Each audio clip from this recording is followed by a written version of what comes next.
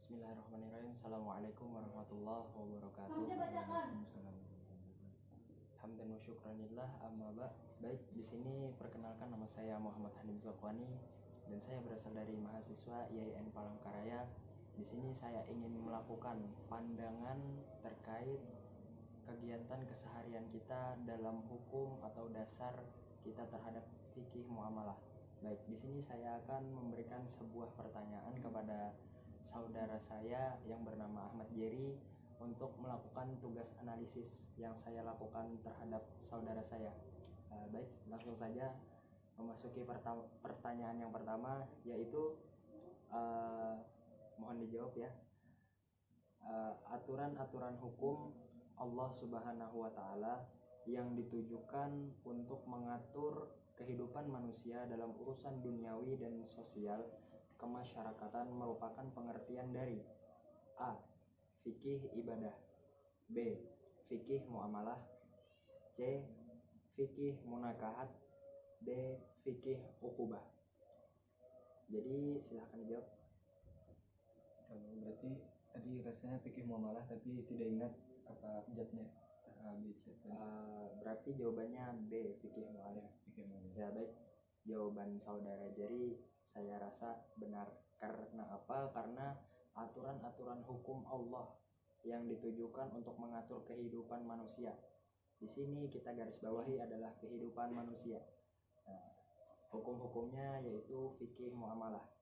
Baik, jawaban Jerry benar. Lanjut, soal yang selanjutnya adalah berikut yang merupakan kedudukan harta dalam Al-Quran dan Sunnah adalah A. Perhiasan kehidupan dunia, B. Cobaan bagi manusia, C. Dijadikan indah menurut pandangan manusia, D. Bekal mencari dan mengembangkan ilmu. Saya ulangi, perhiasan kehidupan dunia, cobaan bagi manusia, dijadikan indah menurut pandangan manusia, D. Bekal mencari dan mengembangkan ilmu. Kalau semalam pernah baca, pokoknya perhiasan dunia atau cobaan itu ada dalam Al-Quran. Cara C dan D, tapi aku rasa jawabannya D. Baik, jawaban Jerry saya rasa benar, dikarenakan di sini kita garis bawahi adalah yang bukan merupakan kedudukan harta dalam Al-Quran dan Sunnah. Baik, jawaban Jerry adalah D. Bekal mencari dan mengembangkan ilmu. Benar. Nomor 3. Kesepakatan dalam perjanjian antara dua pihak atau lebih untuk melakukan atau tidak melakukan perbuatan hukum tertentu merupakan pengertian dari A. Kontrak, B. Akad, C. Iltizam, D. Wan prestasi. Akad ya. Berarti jawabannya B. Akad ya. Oh, baik. Jawaban Jerry benar. Di sini kita garis bawahi adalah perjanjian antara dua pihak atau lebih. Lanjut, yang keempat, syarat sah akad. Apabila terhindar beberapa hal di bawah ini kecuali A. Ugoror, B. Al-jahalah, C. Saling ridho, D. Kemudaratan. Bisa soalnya? Syarat sah akad apabila terhindar beberapa hal di bawah ini kecuali A. Ugoror, B. Al-jahalah, C. Saling ridho, D. Kemudaratan. Aku rasa Ugoror. Dari jawaban saudara Jerry adalah A. Baik, menurut saya kurang tepat dikarenakan di sini yang saya pilih adalah saling ridho. Mengapa demikian? Syarat sah akad apabila terhindar beberapa hal di bawah ini kecuali, nah itu yang perlu digarisbawahi. Lanjut, nomor 5, yang bukan merupakan nama lain dari jual beli adalah A. At-tabarru, B. At-tijarah, C. Al-ba'i, D. Perdagangan. Nama lain dari jual beli, perdagangan. Dalam konteks fikih atau bebas? Nama lain dari jual beli, bebas. B. B. At-tijarah. Baik, di sini jawaban Jerry adalah B. At-tijarah. Menurut saya kurang tepat. jawaban yang saya kedepankan adalah at-tabarru, karena di sini pengertian dalam setiap konteksnya sama, namun ada satu yang beda, yaitu at-tabarru. Baik, kita lanjut ke soal selanjutnya. Nomor 6. Berikut jual beli yang dilarang dalam kurung batil atau diperselisihkan dalam Islam kecuali A. Jual beli oleh anak kecil, B. Jual beli waktu azan Jumat, C. Jual beli orang buta, D. Jual beli dengan ucapan garing tulisan garing isyarat. Jual beli oleh anak kecil. Jadi jawabannya A. Jadi di sini saudara J menjawab A. Menurut saya kurang tepat karena jawaban yang saya kedepankan adalah D. Jual beli dengan ucapan tulisan isyarat. Karena di sini mengandung unsur yang tidak diperselisihkan. Karena ketiganya sebelum itu sudah diperselisihkan. Contohnya anak kecil itu balik, karena dia belum balik jadi tidak diperkenankan, ada yang diperselisihkan dalam Islam. Waktu azan Jumat itu surah Al-Jumu'ah itu ada. Terus jual beli orang buta itu jatuhnya ke khiyar. Nah seperti itu. Jadi menurut saya D. Nomor 7. Khiyar yang ditetapkan oleh syara' bagi setiap pihak yang melakukan transaksi selama para pihak masih berada di tempat transaksi disebut A. Khiyar syarat, B. Khiyar majelis, C. Khiyar aib, D. Khiyar ru'yah. Jadi dari pertanyaan saudara Hanif tadi, saya memutuskan untuk menjawab B, yaitu khiyar majelis. Baik, terima kasih atas jawabannya. Di sini menurut saya jawaban saudara ialah benar. Karena di sini kita garis bawahi adalah masih berada di tempat transaksi tersebut. Ya, jadi jawabannya B, khiyar majelis. Baik, lanjut nomor 8. Berikut yang termasuk dalam jenis barang ribawi kecuali A. Emas, B. Perak, C. Gandum, D. Motor. Tadi aku mungkin gandum karena barang-barang lain tuh kayak masih bisa terkena unsur riba kayak kredit seperti itu. Baik, jadi jawaban saudara Jerry adalah C. Gandum. Menurut saya jawaban saudara kurang tepat karena di sini saya mengedepankan jawaban yaitu motor, D. Mengapa demikian? Karena emas, perak, dan gandum di sana memiliki unsur jenis ribawi dan juga barang yang bisa dibarter. Nah seperti itu. Sedangkan motor tidak memiliki. Baik, nomor 9. Riba dalam hutang piutang seperti si A. Contohnya meminjamkan duit 100.000 terus kepada si B, terus disuruh mengembalikan kepada si B duit lebih dari 100.000, yaitu 150.000. Nah, apakah itu disebut dengan riba apa? Riba apa sebutannya? A. Riba fadil, B. Riba jahiliyah, C. Riba nasiyah, D. Riba qard.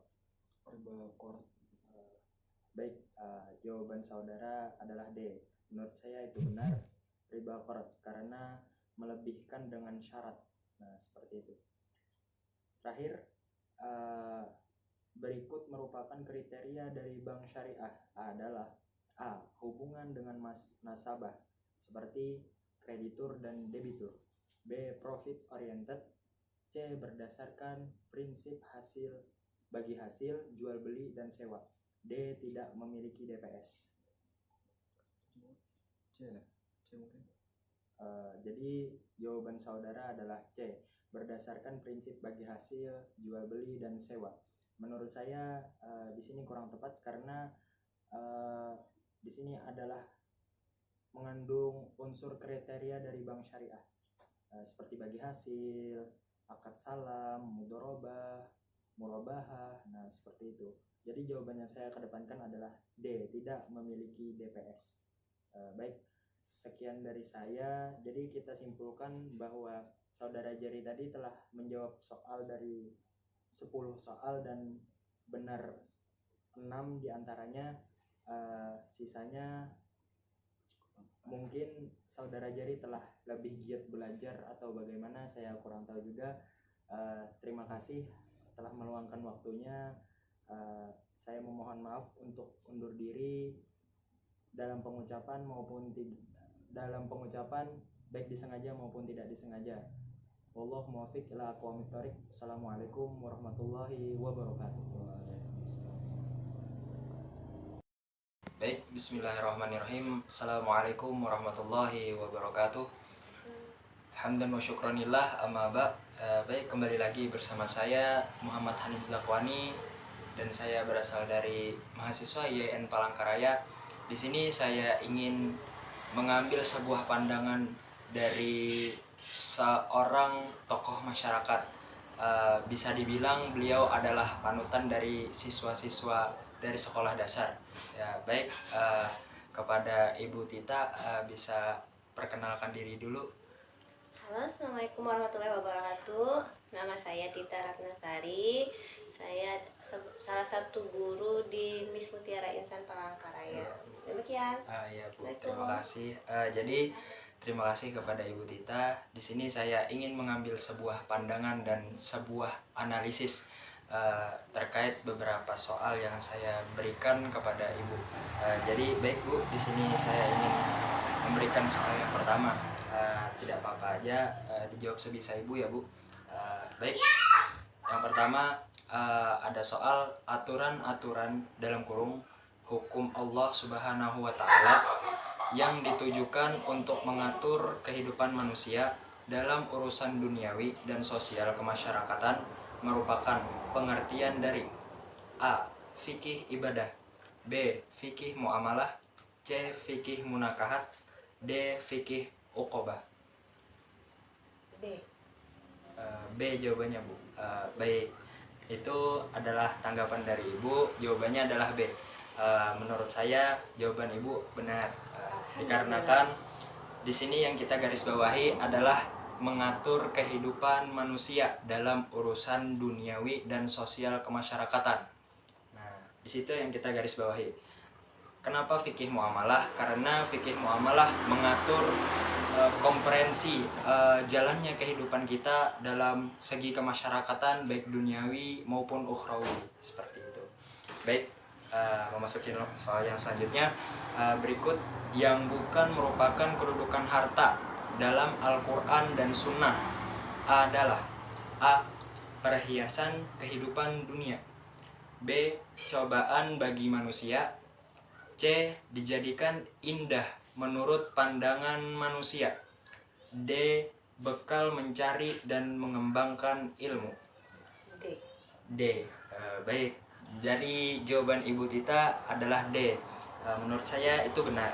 Dikarenakan di sini kedudukan harta dalam Al-Quran dan Sunnah yang kita garis bawahi adalah yang bukan. Nah, berarti kita mengangkat jawabannya adalah D. Bekal mencari dan mengembangkan ilmu. Seperti itu. Baik, lanjut soal yang nomor 3. Nomor 3 adalah kesepakatan dalam perjanjian antara dua pihak atau lebih untuk melakukan atau tidak melakukan perbuatan hukum tertentu merupakan pengertian dari A. Kontrak, B. Akad, C. Iltizam, D. Wan prestasi. B. Akad. B. Akad. Baik Bu, jawaban Ibu benar lagi di sini. Dikarenakan pengertian akad itu adalah kesepakatan dalam perjanjian antara dua pihak atau lebih. Baik, memasuki soal yang selanjutnya, masih nomor 4 ya Bu. Sini ada syarat sah akad apabila terhindar beberapa hal di bawah ini kecuali A. Goror, B. Al-jahalah, C. Saling ridho, D. Kemudaratan. Syarat sah akad diantaranya adalah apabila terhindar beberapa hal di bawah ini kecuali abjadnya adalah A. Goror, B. Al-jahalah, C. Saling ridho, D. Kemudaratan. D. Kemudaratan. Baik, di sini jawaban Ibu Tita adalah D, kemudaratan. Menurut pandangan saya, jawaban yang paling tepat adalah C, saling ridho. Karena apa? Karena yang kita garis bawahi di sini adalah kecuali. Kecualinya yaitu saling ridho. Syarat sah akad terjadi apabila adanya goror, adanya keraguan, al-jahalah, al-jahiliyah, nah seperti itu, dan kemudaratan yang berdampak buruk bagi keduanya. Terus memasuki soal yang selanjutnya, nomor 5, yang bukan merupakan nama lain dari jual beli adalah A, at-tabarru, B, at-tijarah, C, al-ba'i, D, perdagangan. A, at-tabarru. Baik, jawaban Ibu benar lagi. Di sini at-tabarru. Yang lain selain at-tabarru itu ialah pengertian dari atau nama lain dari jual beli. Baik. Nomor 6, berikut jual beli yang dilarang dalam kurung batil atau diperselisihkan, dipermasalahkan dalam Islam kecuali A, jual beli oleh anak kecil, B, jual beli waktu azan Jumat, C, jual beli orang buta, D, jual beli dengan ucapan, tulisan, atau isyarat.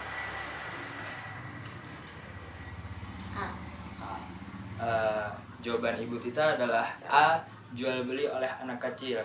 Lebih tepatnya di sini adalah D, jual beli dengan ucapan, tulisan, dan isyarat. Mengapa demikian? Karena ketiganya selain jawaban yang saya maksud itu dipermasalahkan dalam Al-Quran dan hadis. Contohnya ada jual beli waktu azan Jumat dalam surah Al-Jumu'ah. Di situ dipermasalahkan atau dibahas. Ya, baik, nomor 7. Khiyar yang ditetapkan oleh syara' bagi setiap pihak yang melakukan transaksi selama para pihak masih berada di tempat transaksi tersebut ialah A, khiyar syarat, B, khiyar majelis, C, khiyar aib, D, khiyar ru'yah. Khiyar di sini artinya adalah pilihan atau hak seorang pembeli. Jadi apa, Bu? B. Baik, di sini jawaban Ibu adalah B, khiyar majelis. Menurut saya itu benar karena khiyar majelis adalah yang kita garis bawahi di sini adalah yang masih berada di tempat transaksi. Nah, seperti itu. Baik, nomor 8. Berikut yang termasuk dalam jenis barang ribawi kecuali A, emas, B, perak, C, gandum, D, motor. Iya. Emas, bisa lagi. Perak, gandum, dan motor. Kecuali dia. Iya. Gandum. Baik, jawaban Ibu adalah C, gandum. Menurut saya masih belum tepat karena di sini gandum sedikit memiliki unsur riba di dalamnya. Karena di situ ada sedikit pertukaran seperti halnya sistem barter. Nah, seperti itu. Jadi yang paling tepat adalah motor, D. Nomor 9. Riba dalam hutang piutang seperti contohnya si A meminjamkan duit 100.000 kepada si B namun dengan syarat melebihkan ketika pembayaran atau pelunasan dengan nilai 150.000. Nah, ini disebut riba apa? A, riba fadil, B, riba jahiliyah, C, riba nasiyah, D, riba qarad. C. C, riba nasiyah. Baik, jawaban Ibu masih belum tepat. Jadi yang paling tepat adalah riba qarad, riba persyaratan. Dikarenakan riba di antara keduanya atau yang si A tadi harus memberikan syarat kepada si B. Jadi si B itu harus memenuhi syarat tersebut. Jadi ribanya di situ 50.000. Nah, seperti itu. Baik, pertanyaan terakhir. Berikut yang merupakan kriteria dari bank syariah adalah A, hubungan dengan nasabah seperti halnya kreditur dan debitur, B, profit oriented, C, berdasarkan prinsip bagi hasil, jual beli dan sewa, D, tidak memiliki DPS. D. D, tidak memiliki DPS. Baik, betul jawaban Ibu D. Menurut saya karena itu mengedepankan seperti tidak mengandung unsur dana seperti itu ya. Dana peminjaman saham panjang ya. Baik, terima kasih Ibu. Di sini telah kita simpulkan ada betul 6 dan salah 4. Cukup baik untuk kaum masyarakat yang menurut saya perlu lebih mendalam untuk mempelajari fikih muamalah ini. Terima kasih Ibu atas waktunya. Mohon maaf juga sebelumnya mengganggu waktu Ibu, dan juga terima kasih kepada semua pihak. Sekian dari saya. Mohon maaf bila ada kata salah dalam pengucapan saya, disengaja maupun tidak disengaja. Wassalamualaikum warahmatullahi wabarakatuh. Terima kasih. Baik, bismillahirrahmanirrahim.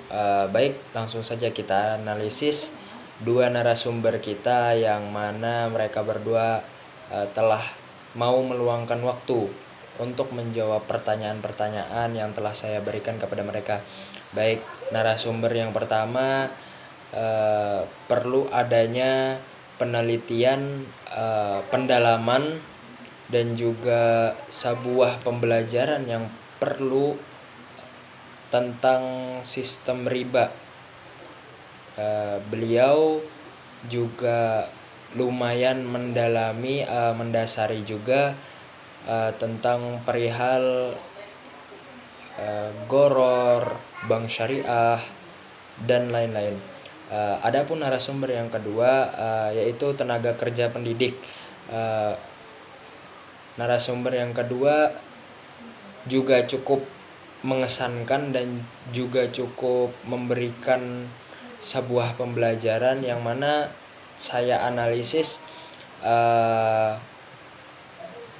beliau mampu memahami dan merespon dengan baik, dengan cepat juga pembelajaran tentang fikih muamalah, yang mana dengan perihal bank syariah, konsep ahwal, konsep akad, dan lain-lain.